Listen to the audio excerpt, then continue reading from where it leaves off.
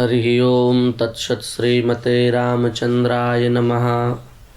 ओम नमः परमहंसास्वादितचरणकमलचिन्मकरन्दाय भक्तजनमानसनिवासाय श्रीरामचंद्राय वाञ्छाकल्पतरुभ्यश्च कृपासिन्धुभ्य एव च पतितानां पावनेभ्यो श्रीवैष्णवेभ्यो नमो नमः। श्रीसीतानाथसमारम्भां श्रीरामानन्दार्यमध्यमाम् अस्मदाचार्यपर्यन्तां वन्दे श्रीगुरुपरम्परां। श्री सीतारामचंद्र भगवान की जय। श्री महाभावस्वरूपा राधा रानी की जय। जय जय श्री सीताराम। हरिशरणम परात्पर परब्रह्म सर्वेश्वर सच्चिदानंद आनंद कंद मुकुंद गोविंद की महती कृपा करुणा से हम आप सभी लोगों को मानव जीवन का विशेषतम सौभाग्य सत्संग प्राप्त होता है। यह भगवान की हम सबके ऊपर अति विशिष्ट कृपा है। भागवत को लेकर के एवं भागवत में जो राधा नाम की बात है उसको लेकर के कल हमने बिंदुओं को स्पष्ट रूप से कहा था। उसको आप सुन करके इन बिंदुओं पर प्रकाश प्राप्त कर सकते हैं। और रही बात भागवत में राधा तत्व का कहीं वर्णन नहीं है। राधा तत्व की कहीं से कहीं तक कोई चर्चा नहीं है, किंवा किसी न किसी चिन्ह के द्वारा किसी न किसी विशेष शब्द के द्वारा राधा नाम की कोई चर्चा नहीं है। ये सब कहने वाले जो लोग हैं वे लोग बहुत ध्यान से सुन लें कि भागवत की तो बात छोड़ ही दीजिए, विगत कुछ दिनों से जो चर्चा चल रही है उसमें आप देखेंगे तो वेदों में, उपनिषदों में, तंत्र में, यामल में, किसी भी प्रकार से कहीं पुराणों में कोई ऐसा नहीं है जो राधा का स्मरण न करता हो, श्री राधा जी को बिना स्पर्श किए निकल गया हो, ऐसा कोई साहित्य नहीं है। उसी दृष्टिकोण से जब हम श्रीमद् भागवत में विचार करें, आचार्यों की वाणी का विचार करें,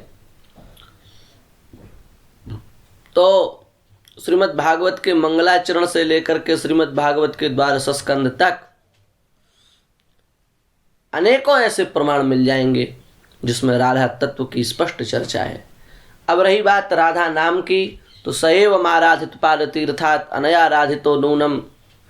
और एक दृष्टि से देखा जाए तो जो विवाद का विषय पहले बना था, राधावंतो भटान मृधे इत्यादि अनेक प्रकरणों पर जब हम विस्तार पूर्वक दृष्टि डालेंगे तो हमको राधा शब्द भी कहीं न कहीं मिल ही जाएगा।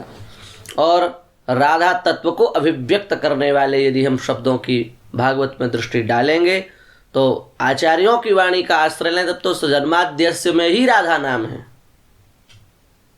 पंडित जी, सत्यम परम धीमहि, आचार्यों के ग्रंथों को आप देखें, महाभाव स्वरूपा श्री राधा एक बहुत अद्भुत ग्रंथ है, उसको देखें तो वहां तो जन्माद्यस्य में ही राधा अर्थ को घटित कर दिया गया है। व्यास जी के मंगलाचरण में भी राधा अर्थ को घटित किया है, सुखदेव जी के मंगलाचरण में भी राधा अर्थ को घटित किया है, और ब्रह्मा जी के मंगलाचरण में भी राधा अर्थ को घटित किया है। और दसम स्कंध में तो भगवान सुखदेव का स्पष्ट ही संकेत है, तत आरभ्य नंदस्य व्रजस सर्व समृद्धिमान हरेर निवासात्म गुणई रमा क्रीडम भूनृप। रमा शब्द से वहां राधा को अभिप्रेत किया गया है। सब विद्वान जानते हैं इस बात को।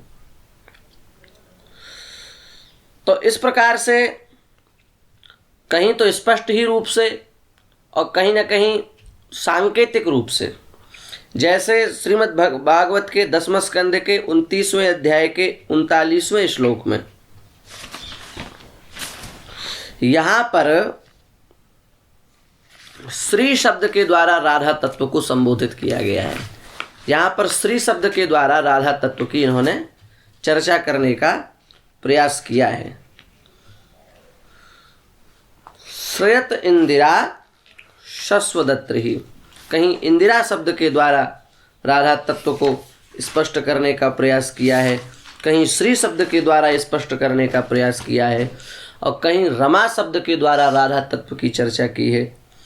इसी प्रकार से श्रीमद् भागवत के 10वें स्कंद के 30वें अध्याय के 11वें श्लोक में कांता शब्द से, कहीं काचित शब्द से, कहीं शा शब्द से, कहीं प्रिया शब्द से, कहीं एका शब्द से, कहीं चकार पद के द्वारा, कहीं वधु पद के द्वारा, और 10वें स्कंद के 46वें अध्याय में आप जाएंगे तो तामन मनस्का के द्वारा, 10वें स्कंद के 30वें अध्याय में आप जाएंगे तो वहाँ तामन मनस्का के द्वारा, 10वें स्कंद के 31वें श्लोक में यदि आप जाएंगे तो वहाँ यत्ते सुजात आदि के द्वारा। ये सब हम संकेत ही कर रहे हैं, विस्तार इसलिए नहीं कर रहे हैं क्योंकि एक एक प्रमाण एक एक घंटे की चर्चा का विषय है, एक एक प्रमाण एक एक घंटे की चर्चा का विषय है।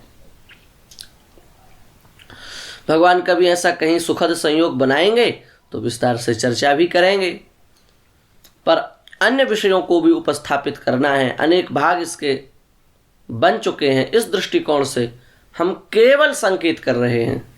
विद्वान सुधी अधिकारी उन प्रमाणों को खोल करके, उन अध्यायों को देख करके, उन श्लोकों को देख करके, श्रीधरी वंशीधरी और भी जितने बड़े बड़े विद्वानों की सुखदेव कृत जो टीकाएं हैं, राघवाचार्य कृत जो टीकाएं हैं, वीर राघवाचार्य कृत जो टीका है, उसी प्रकार से श्री जीव गोस्वामी कृत जो टीका है, श्री वल्लभाचार्य जी के द्वारा रचित जो टीका है, इन सभी टीकाओं को देखेंगे तो वो सब विषय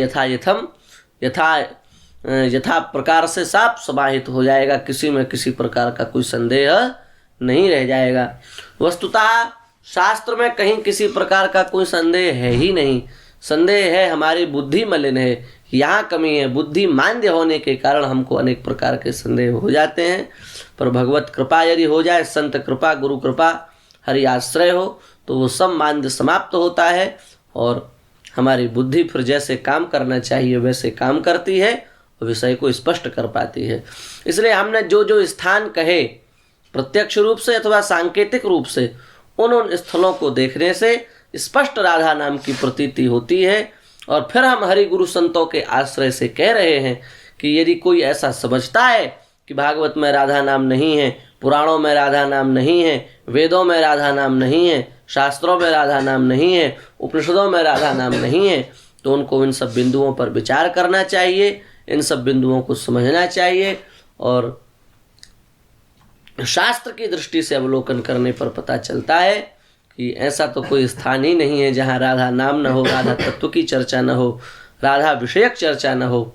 इसलिए सर्वम राधा जीवनम यस्य राधा वंदे राधा पाद पद्म प्रधानम, जिनका जीवन ही राधा है, जिनका सार सर्वस्व ही श्री राधा रानी है, वो यदि उनके कर्ण कुहर में ऐसी बात जाएगी कि अरे राधा को तो गढ़ लिया गया है, राधा तो आज की है, राधा की तो कहीं कोई चर्चा ही नहीं है, ये तो जयदेव आदि कवियों के द्वारा लाई गई हैं, तो कितना दुखद होगा, कितना मूर्खतापूर्ण हास्यास्पद यह कार्य होगा।